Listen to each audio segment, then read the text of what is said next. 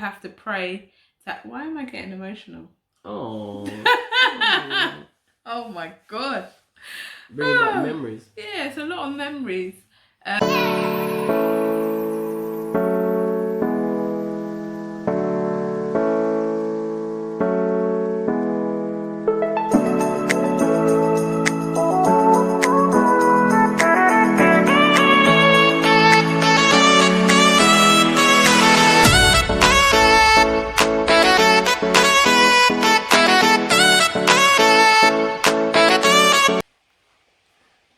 Okay, so wifey just came out of the showers. I just washed my hair, guys. But I gotta keep it all natural, you know?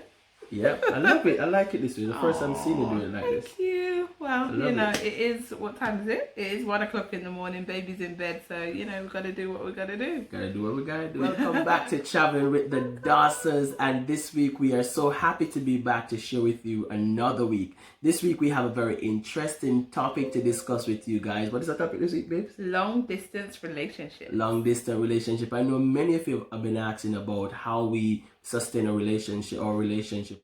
And tonight we're definitely going to talk about some tips to sustain a long distance relationship. But before we get into that tonight, guys, remember you always have to like, comment, share, and subscribe to our channel. Welcome to all the new subscribers that we have. We are so happy to have you here with us. And tell a friend that the Dawsons are in town. But we're going to tell you guys a bit about our story and how we sustain our long distance relationship. We're also going to share some top tips tonight, so you want to watch this video to the end so that you can take away some great nuggets that can help you in your long distance relationship. And even if you're not the person who needs the advice, you might have a cousin or a friend or somebody who can benefit from the information tonight. So feel free to share this video with your family and friends so that they can also be blessed. There's so many persons who in this time wants to build relationship, and your partner might not be in Jamaica, it might not be in America, it might not be in England. So you can learn ways tonight to maintain your relationship wherever in the world God has your partner. You can watch this video tonight and learn some tips so that you can sustain that relationship. That's right. And if you haven't seen how we met, please go back and watch that video, and it leads straight on into this video. So just to break it down, we met December 2009 and Antonio proposed to me December 2014. So that was a 5-year timeline of us courting, dating, long distance relationship, and we got married in 2015. So go ahead, break it down. In 2009, when we met, 2010 we started a relationship the following year. Yeah. And then during that time, the only medium of communication we had was via telephone conversation. There wasn't any Skype, any kind of visual contact at that time. There was. Were we? Yeah. What were we using? Or was that after? There wasn't any. I can't recall any. But we used to have like movie nights and stuff. What were we using that time? Skype. Skype? Yeah, don't you remember the movie nights when I would share my That screen? was late after. Oh, that was okay. like 2013. Oh, sorry. I'm ahead of myself. That was late after. So let's get back into the structure. So yeah, I mean, initially I don't recall us having any kind of visual contact. That's true. Or virtual contact. We did a lot of topping up, like we did a lot of phone communication. Yeah. That's how we spent so much hours on the phone, and we just top up after each card is run. We still have multiplan, right? Yeah, it was on the house phone. Do you remember that? Yeah, we still multiplan. He used to call me on the house phone. Oh. But another thing that was really good. You're reminiscing.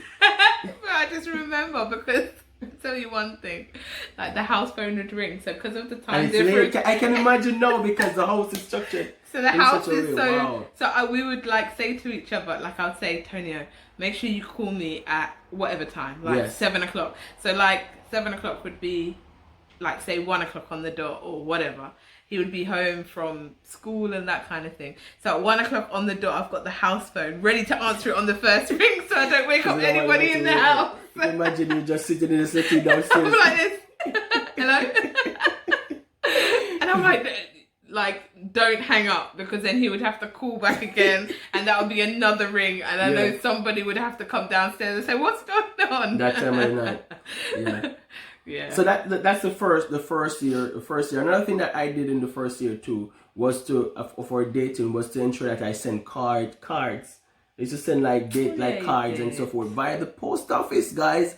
You know, I used to go to the post office, send surprise card to her, and she would get those with me handwritten letters, just kind of expressing my emotion and how I felt about the relationship and so forth. And I think it's very important that when you're dating, you don't just get into that verbal communication alone, that you don't find other ways of expressing how you truly feel. And for me, another way of communicating how I felt about her was to take the time out to write letters, and write, put it in a card, send it off all the way to England. It would cost me a bit of money at the post office. Well, we were young then. So. Yeah. So imagine being a schoolboy and still making the sacrifice to do that, because you want to show that you value the relationship. 2010, I finished my A-levels and I got called into, I was studying and I got called to join the Jamaica Constabulary Force. At that time we were, our relationship was really good. We were in a very good place. Right? Yeah, we're in a year in a relationship. Yeah. We're growing steadily. And the moment I got that call, guys. No, that's not true. I know what you're going to say, but that's not true. I'm not being truthful now. But so I went into training in November. I think it was the 15th of November. I went into training. 2010. And through that time, the communication was not as consistent as before. What was that time for you though? Or was it a very difficult time? Because I could only speak to you maybe once a week or so forth, and we're talking every day. Yeah, it was a very difficult time. Really difficult, in fact, because we were so used to, at the time, I was in uni. Was I in my final year? Yeah, you were in your final year. I was on my final year at uni, or I'd finished. Anyway, I was on my final year, or I had just finished uni. So it was quite difficult knowing that we used to speak, email, and have all this communication all the time. There wasn't like, a moment in the day where I wouldn't hear from him. And then all of a sudden, it all kind of stopped. I guess at that time, was it rations? Well, I mean, during training, you don't have that time to really communicate with not even your family as much as you used to, or you could. So, and plus you were miles away, and training is quite difficult, very, very difficult. So yeah. So it was difficult, but that is a whole story of itself that we're going to probably have to create another video just to explain that whole season. Detail, there's a lot of juice in that one, so we'll make a video about that one. Definitely. Yeah. So fast forward to training is finished. Now we're in 2011. Yeah. You came to Jamaica that year? Yeah, I did. So again, that was all kind of the bumpy season of not really talking and etc. And yeah, I would still continue to visit Jamaica. So throughout our relationship, I was visiting Jamaica very frequently. Once we had this connection, so that was one thing that I vowed at the time. To keep the relationship going, just jumping on a plane and going to Jamaica whenever I could, just to build that bond, and it was so necessary for us. So 2013 now. 2013, things changed for me. So that was the season where everything kind of changed for Antonio, leaving school, going in to be a police officer. 2013 was my kind of butterfly year. So it's your year of transition. Transition. So I applied to work, study and live in New York. So I moved to the US. Although it was still long distance, it was another period for me where it was another time zone, very busy experience. Yeah, because I'm now integrating into America, meeting new people, working, studying, doing a lot of things that I was very busy at the time. So again, that was another bump in our relationship. But what happened? So I mean, that year, I had made her a promise that I would visit her in New York. At the time, I didn't have a visa, didn't have anything, didn't travel, and I ensured that I got my visa. In fact, I'm actually leaving out a very big part of this story because you've assisted me to make a lot of changes in my life. Because at the time when we started talking and you were coming to Jamaica for the first time, I didn't have a driver's license. Oh yeah. And I was like, listen, there's no way this girl is coming to Jamaica and I'm gonna take a taxi with her. I'm gonna have to get my license. Yeah. And so I decided, you know what, I'm gonna go to take my driving test and everything.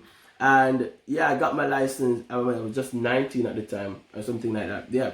And I got my license. So when she came, I could drive her around. Not so good as a driver, but you know, I was still I was a good driver, but you know, just get my driving license. Good. That was good. Yeah, but fast forward back to 2013. So I made her a promise in 2012.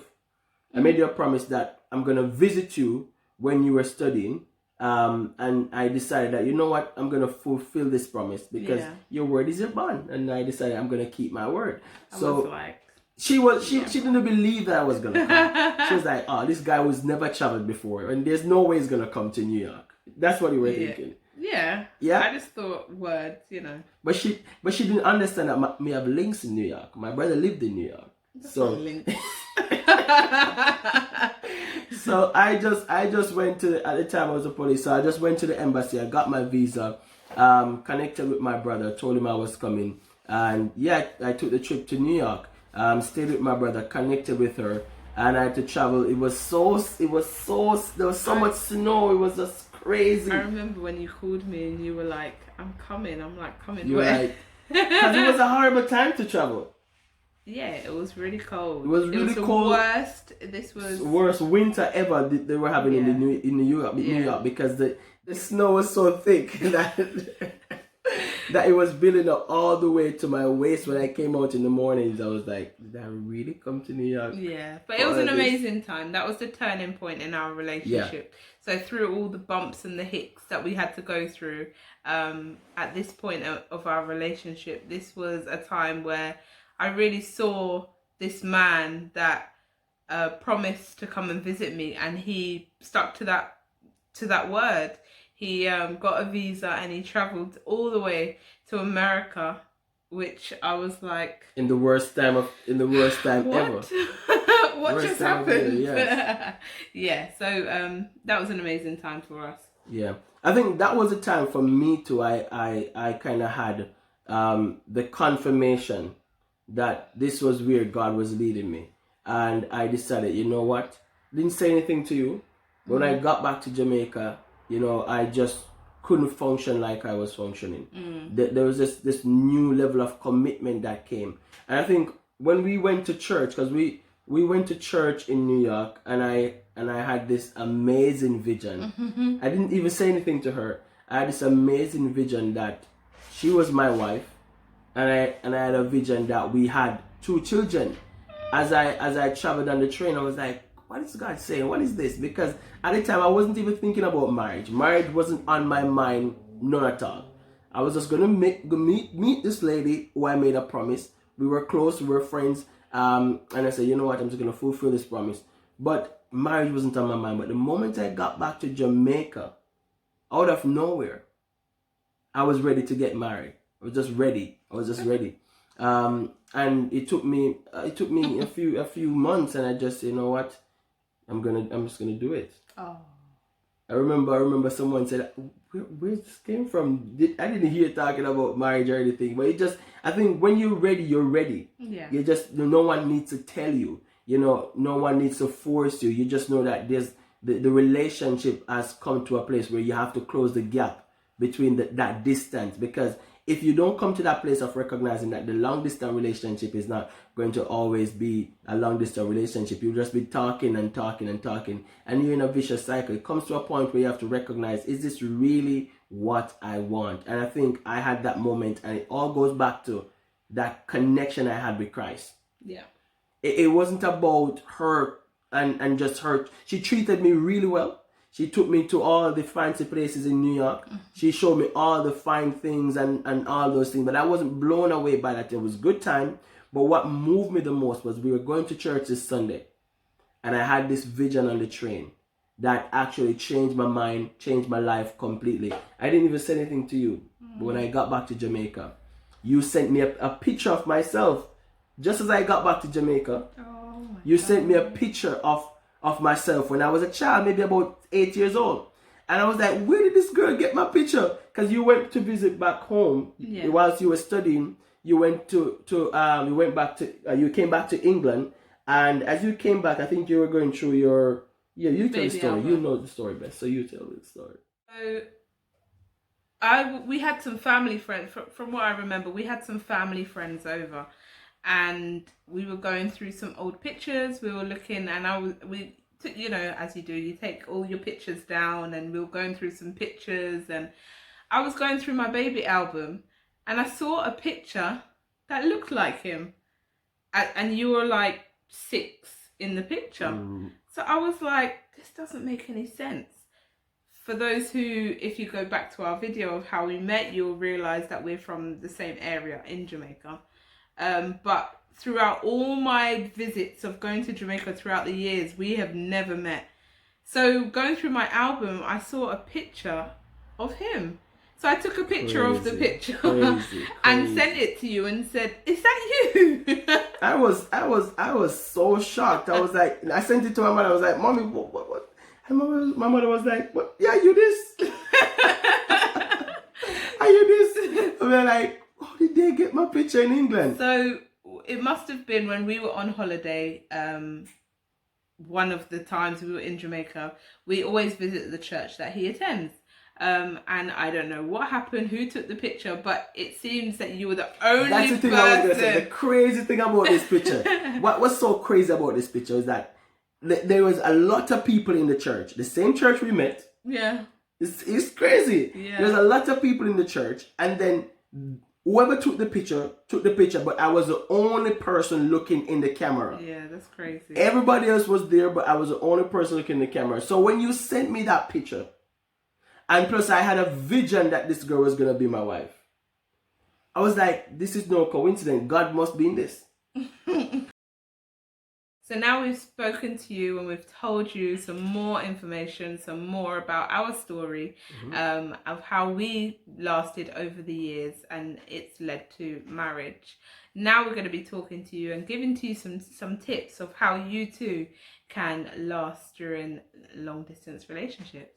Yeah, and in thinking about some tips that we could give you guys, we thought about the acronym CHRIST, because I believe that if Christ is the center of the relationship, it can survive any situation. For a fact, I know that that's what sustains our relationship, Christ. And so we're going to break it down today, giving you each points and just explaining those points. So the first thing in terms of Christ is the C. And we're thinking about commitment and communication. Definitely. That's the key right there.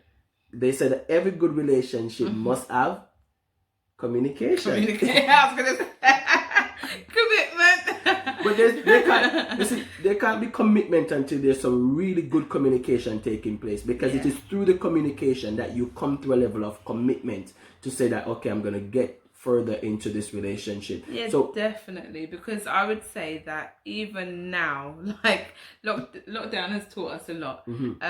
Those years of constant communication, we became best friends. Yes. Like we spoke about everything, like literally everything. You wake up in the morning, what happened, what you're eating that day, like literally everything. What you had for lunch, what you're doing now. Yeah. You're just communicating through it. For some people it's overbearing, for some people, but it worked for us. So we are not saying everything that we experience will work for everyone, but we can tell you what worked for us, and that commitment and communication to the relationship was very essential to kind of keep us developing that kind of connection for each other, getting to know each other. The communication even extended out to, over time, to know family and know about family structure and what we'd want in a relationship. So we explored everything, by just talking. That communication was around the clock. So we had this habit of sending, do you remember, selfies? Yes. So we would send selfies like... That was my favorite thing. Yeah. I wanted my selfie almost every day. I had to get a selfie. Yeah. So that was a form of communication for us, just sending a picture, good morning, something. And that kind of just set the tone for me, going into work with a smile in my face. Yeah, so if you went through, we had thousands of pictures of just selfies of each other. But what I was saying is that the communication that we built throughout that time has really it put us in the place where we became so close, we became best friends, we could talk about absolutely anything. So this lockdown period has actually been really good. I heard some people saying, being locked down and being around the partner. So long and that kind of thing. But for us, it was really, really good. Like, we built that bond of communication. Mm-hmm. We communicate about everything. And I think the years of practice was really, really good. But thinking about it, I think communication becomes like a bank account.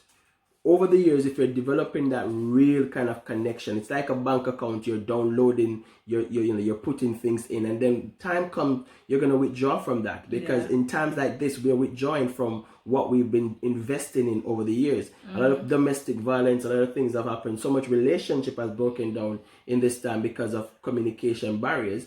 But we've managed to kind of sustain, our marriage in difficult times because we've developed that kind of communication process. So that's very essential. H. So H for us is honor God and your partner. Yes, definitely. That's crucial. First, you have to honor God, meaning that relationship must be placed in the hands of God. And that's something that we did a lot. We did a lot of praying, a lot of Bible studying. We spent time just really developing each other in the word and developing each other, in reading the scriptures. And that's something that really played out because God found favor in that. And that also, that level of honor to God also caused us to honor the relationship. And I always said to you, babes, that it's not so much about you. Even though I love you and you're amazing, the honor that I have for God comes first. Because the respect that I have for God would not allow me to want to go astray or do anything. I love you, you're amazing, but God comes first. So you have to think, when you're in a long distance relationship, put God first, your partner second, and you will not fail. The priorities, because even with that communication that we spoke about in C, it was that we spent a lot of time talking, that we had to also focus on our spiritual growth as well. So the communication where we were building so tight, we have to now realize that, God is first in our relationship, and we have to do things and not neglect our spiritual life. Yes. Respecting each other and relate difficult issues that you might be having. There has to be a level of respect. If there's no respect, then the relationship will not survive. Both persons must become accountable to the other. You have to respect your partner. You have to put your partner, at that place where they know that they mean a lot to you. And you are showing or communicating that to them. So respecting them, telling them the things that you might be finding challenging in the relationship is very important to keep that lifeline going for the relationship. Because remember, you're not seeing this person face to face. So you have to really let the person understand how much you value the relationship. Because other people take for granted that it's a long distance relationship, so they can be doing other things on the side, playing around and so forth. So you want to let the person know how much you respect the relationship. I for us is intimacy. Incorporating intimacy. And for us, we managed to do a lot of things that we could, there was no face-to-face contact, So there were a lot of things that we could do online that we tried to do together to Yes. incorporate that intimacy into the relationship. One of the things that I did mention earlier was our date nights. We still, although we couldn't physically go to a restaurant, go to the Yep. movies or do whatever, we still had date nights. I remember I was like, this girl is crazy. She Yeah, I wanted was to like, have- it's date night. Can we watch a movie? And You were like, how? How do you do that? How do you watch a movie over the internet So, together? Can we watch a movie together? But I think being creative is so important, Yeah. and thinking of ways to develop intimacy. Now there's so much opportunity now to develop Yeah, intimacy definitely. over virtual medium. Come You could on have Zoom. Skype, Everyone's Zoom. on Zoom There's now. so much different platform now. You could have a Zoom dinner. You can have Zoom games. You can have so much things that we didn't have access to in our time. So it's much easier now to sustain a long distance relationship. But in our time, we thought about ways to incorporate intimacy. One of the things that we did was to send text messages, spontaneous messages about how we feel about each other. So that's very important. Don't be too Christian enough to not express how you feel. Your emotion is very important if you see this person as someone you're going to commit to.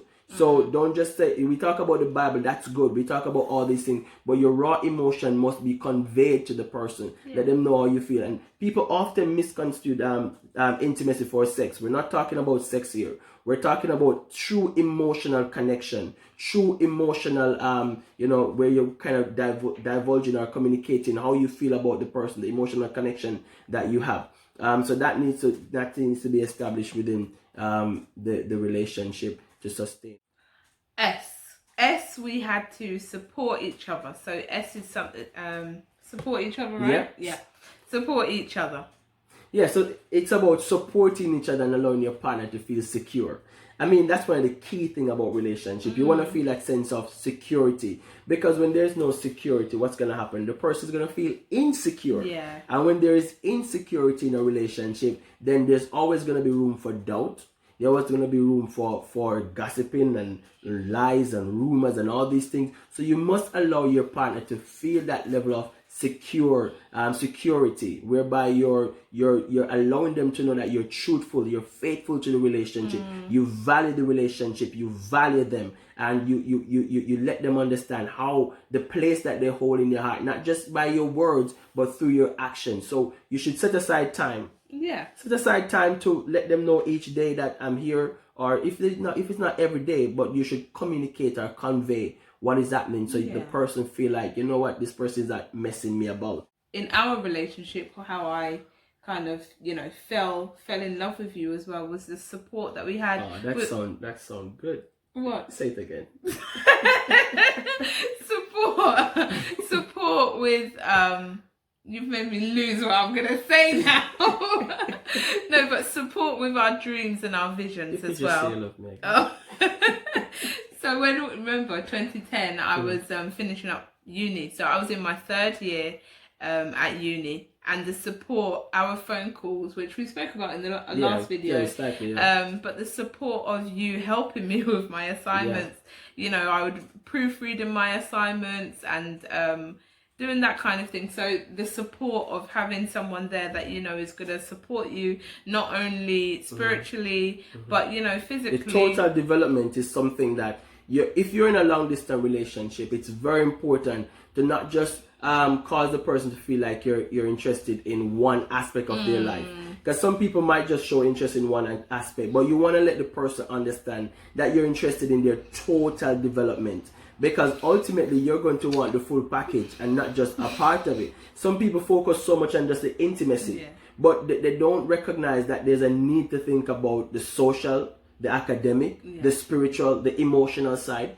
All of those areas need to be taken into consideration, because when you eventually settle down, you'd have actually gone through the process of exploring these things already. And sometimes people get a surprise, or they're surprised when they go into a relationship because they never had certain conversation and they never done certain things. So it's important that you set aside that time to explore all avenue or support your partner in all avenue of their development. Yeah.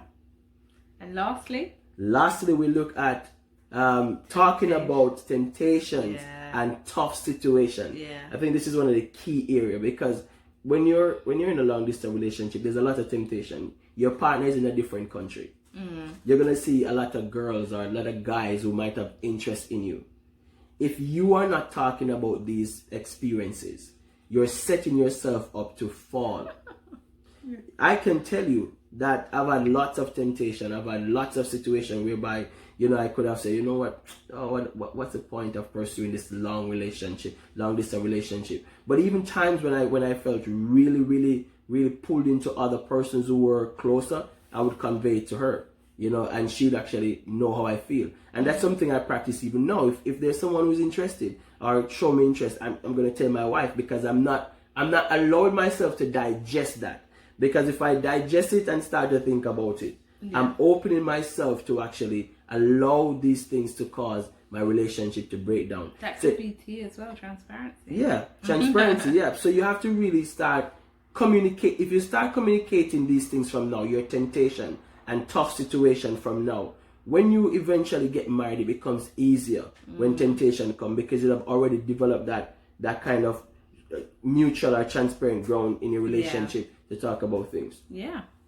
There's one thing that we forgot to speak about, which was a huge thing for us, was the external factors. Especially for me, like the people who always had something to say. So being in a long distance relationship is not your normal everyday kind of thing.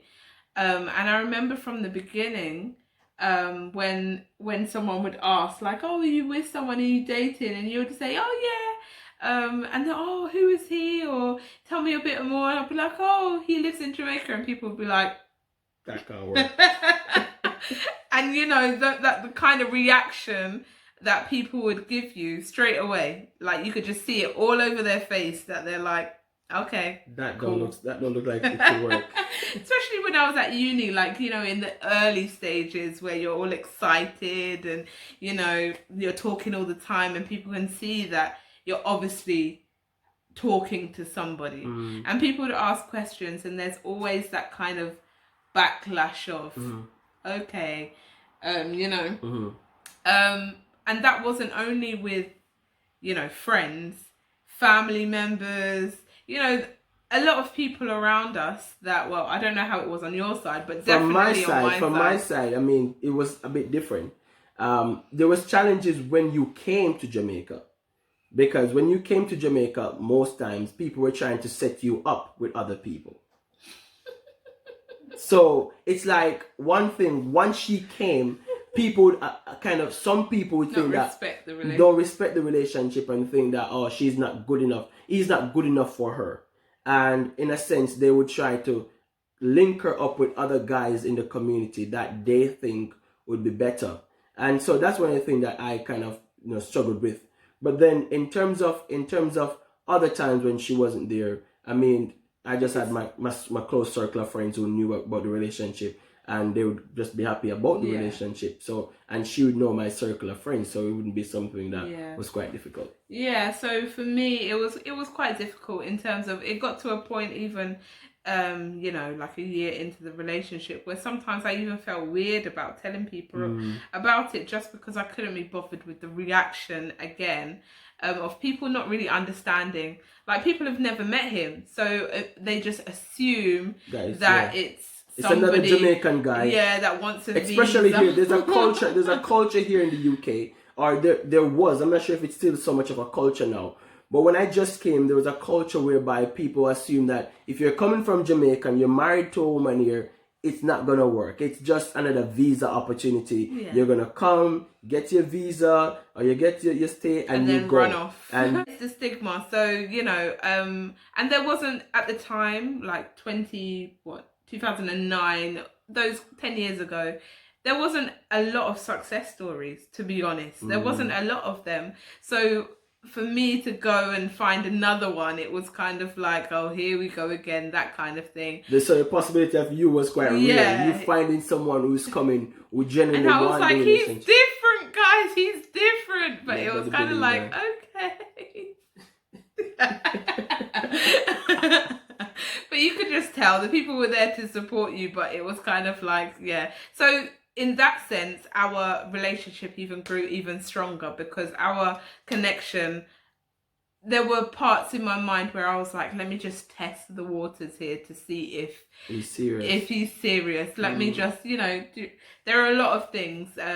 And also for people who are in long distance relationships, if it's someone that you met on holiday, because we met when I was on holiday, there are cases like that. So what do? You test the waters. You kind of, see if they are who they say they are. Yeah, I think one of the tests that you did for me, one of the tests that you did, one of the tests that I recognized that, well, I figured out after you said, was you were trying to find out if I wanted to come overseas. In our early days, you were like, would you migrate or would you come? And they're like, well, I never really see myself leaving Jamaica. And at the time when we even were talking, I had just became a police officer. I had a future plan out in my mind. I was going to go to university. I had all these dreams that I had for myself. So I wasn't thinking about migrating or anything. A lot of people see a person dating someone overseas and the first thing comes to mind, oh, they're foreign-minded or they want an opportunity. For me, that wasn't the case. I wasn't looking at an opportunity. I had the perfect opportunity living in at the time. You have to, girls or guys, you have to protect yourself because these things do happen. Don't feel that you just meet someone and, you have to protect yourself. So I did throw a lot of tests his way. So I'll be like, oh, babe, should we just, I can come to Jamaica and we just get married and you can come. And he was like, his reaction was like, no, like I've got this to do, I've got that to do. There was a discord in our relationship because he didn't want to come and I didn't want to go. So at that point I knew that, okay, this is solid because he is not just running here for a visa. Otherwise he would have said, yeah, okay, let's get married and I can come. I remember that. My point was just about the external factors for those in long distance relationship, especially from country to country. For people who do not understand it or have not experienced it before or don't even know about any success stories, this is something that might pop up in your relationship. And don't be offended by that. One, that's people loving you and trying to have your back, really. But two, just protect yourself, ask questions, talk about everything in the relationship. Important thing about the relationship too, not to become overly spiritual. But if you really want this relationship to work, you need to have, the moment you recognize that there's a commitment to this relationship, you need to have spiritual people who you tell about this relationship. You must have some people you can tell to help you pray about it, to help you, guide you in it. Be accountable to somebody who can help you to ensure that you're going in the right direction. Because sometimes everyone wants to have an opinion in a relationship, but you're not connected to the right people. So find yourself the right people you can tell about your relationship who just want to give you an advice to get you out of a relationship, but will say, you know what, I'll pray you through it. I'll be praying with you. And I definitely had those people around me. Shout out to Robbie. You were one of those people who was there for me from the beginning. And not only that, like you have to pray. Why am I getting emotional? Oh. Oh my God. Bring back memories. Yeah, it's a lot of memories. But also to pray to have, guys, you realise that I cry for everything. I cry in every video, no? Oh, really?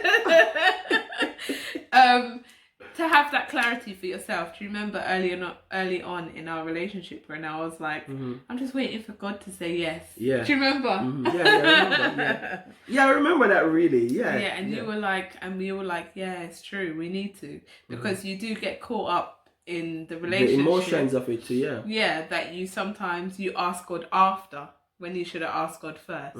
Yeah.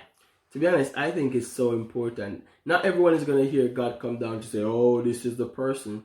But it's so important that you don't leave Christ out of your relationship. It's so easy for the person to be so nice and it feels so amazing that you don't allow Christ to be the center of it. Ensure that the moment you start a long distance relationship, you build an altar. Because when you build an altar of prayer, that's where the breakthrough is. Yeah. That's where the breakthrough is. So build an altar of prayer, whereby you can actually bring the relationship to God. Yeah. It all boils down to to the key thing that we looked at tonight, Christ, the acronym Christ. Definitely. If Christ is in that relationship and you've committed the relationship to Christ, then you are creating a covenant that will last, because God honors our faithfulness. And if you're faithful to God, He will be faithful to you. Yeah. So, you might be in a relationship now, you might be struggling in a long distance relationship. Not all long distance relationships are meant to work out. That's just the reality of it. That's true. But the reality is, if it is that both of you know that this is what you want, you can make it work. It's not impossible. Distance can't stop it if God is destined to do it. Definitely. Distance can't stop it if God is destined to do in it. it. Well, thank you so much for sitting down and Thank listening to us you. tonight, and or today, wherever you are in the world. And please do share this video with someone so they can be inspired, they can be blessed, they can have a laugh. And so we thank you guys again for all your support. And until next time, thank you for being with Traveling with the Dawsons. Keep traveling with us as we connect with you guys. God bless.